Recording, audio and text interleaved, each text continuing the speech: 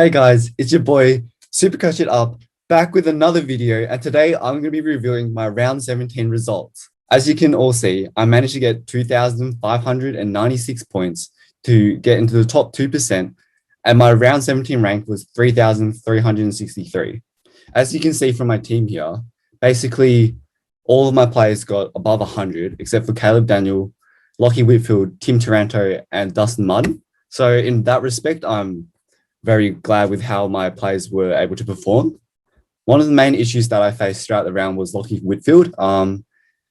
As many of you would probably know, he got concussed on the weekend and was subbed off at halftime after a heavy collision in a marking contest. So as a result, he was my lowest performing member in the team. What was really frustrating also was the fact that Highmore scored 97 and I had no option to put Highmore as an emergency and place someone else on the field because I didn't have a loophole that week because Mansell ended up playing. Would have been frustrating because I was thinking about subbing out Caleb Daniel, Jake Lloyd or Whitfield for Highmore for his 97 because as you can see from Jake Lloyd, his last couple of weeks, he wasn't performing that well with that 73 and 93. So I felt that he was a bit of a risk, as well as Caleb Daniel. He had scored 68 the previous week as a consequence of his role change. Now he's getting more time in the midfield, playing on the wing as well. So I felt that he would not be able to be as efficient with all the kick-ins that he would get to be able to muster a 100-plus score. So I had my doubts and I wanted to play Tom Highmore. But in the end, since Mansell was playing actually, I was not able to do anything about that. I made a couple of captaincy errors as well. So as you can see, I actually captained Dane Zorko. I thought he would rebound back after his poor performance, as well as the fact that it was his 200th game. I thought he would perform really well. But in the end, Brisbane were just whitewashed by St Kilda. They just got completely dominated in the contest.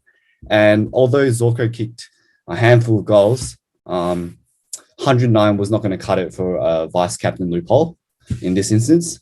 So as a result, I decided to go for Jack McRae as my safety net because as you can see from his scores throughout the season, he had only had one score below 100, which was against Geelong. But given the fact that it was against Sydney, it was at their home ground, I thought that McRae would definitely step up and get a high score. And whilst he got 116, which is, that's decent, but obviously there were a lot of people that had Zach Merritt or Jack Steele as their vice captain loopholes, which were able to benefit out of it. And I unfortunately picked the wrong players. But it is what it is. I can't really do anything about it. And that's just, the luck of the game. So I can't really control that. And I've just got to move on and hope that next week I make a better captaincy choice. In regards to what I'm going to do this week for SuperCoach, I am not going to trade out Whitfield.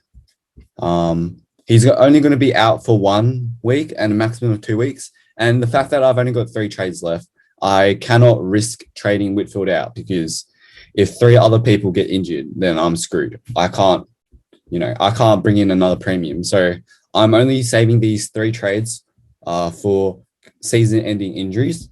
So whilst there's only 6 rounds left, I need to mitigate against the fact that any one of these players can get injured. So I definitely will be saving my trades. So what I'm going to do is I'm going to have Mansell on the bench as emergency. As you can see here, he plays on Friday, and he played last week and he played pretty decently. So I'm going to put Mansell as emergency. And then if Mansell plays really well, I'm just going to leave the back line as it is. And if not, I'm going to substitute Highmore in for Lockie Whitfield. And hopefully Highmore will be able to get a higher score than Mansell. With the midfield, I'm just going to leave it as is, same as the forwards. But I'm going to have to do the captaincy loophole. So I'm going to put Isaac Chugg on the field, have Aaron Hall as my emergency. And for this week, I was deliberating about who I should put as my vice for loophole. And I am going to put Tuke Miller as my vice captain. As you can see, if I click on Tuke Miller, he has been an absolute beast the last 2 months. Ever since round 6, 146 onwards, he's been popping off. And especially as of late, he got 123, 153, 143 against 3 relatively decent sides. So I feel that Miller will be able to get those tackles, contested possessions, and he'll get a whole heap of the ball. And as a result, I believe that he would be a very solid vice captaincy choice. In relation to my captain, I'm going to put Brodie Grundy as my captain.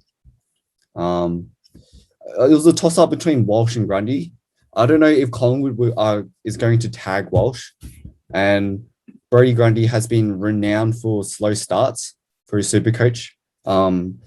So basically, the first 2 quarters, over the past couple of weeks, he's been below 50, but as the game progressed, he worked into it, and as Collingwood played better, it was mainly due to him lifting in the ruck and dominating those tap outs and hit outs to advantage. So I'm going to put Grundy as my captain. So overall, I am going to have Isaac Chugg as my captain for the loophole for Tuke Miller. And if he does bad, I'm going to captain Brodie Grundy for this week. In relation to the situation that I'm in, I wish that I was in a bit of a better position in terms of some of the players that I have on my field. So, for example, I wish I don't have Tim Taranto. I think he's highly ineffective on the ball, has a lot of clangers, and I believe that for the rest of the season, he's not going to score that consistently. So that is one issue that I have on the field. And the other issue that I have is Dusty Martin, even though like 65% of SuperCoach teams have him. So it won't really matter in terms of how well or how bad he does. I believe that like Dusty Martin, he's been a bit like he just hasn't been involved in the games as much recently. And that has severely impacted Richmond's performances as of late. And as you can see here, the last 3 rounds, he hasn't got over 100. And you would expect him to get over 100 for these sort of teams, as they're not that highly ranked on the ladder. So whilst it is a bit uncharacteristic for Dustin Martin to be scoring this low, I definitely do see this as a bit of an issue in my team, and I wish I had another premium in my forward line. As you can see, I am currently on 35,851 points, and I'm currently in the top 7% of SuperCoach teams. I hope that, fingers crossed, that like my team doesn't get any injuries, none of that stuff. And I hope you guys perform well this week on SuperCoach. I'm going to post another video about defense options and how to navigate your way through Lockie Whitfield's situation as well as Jaff's situation. And it's been SuperCoach it up, and I'm out. Peace.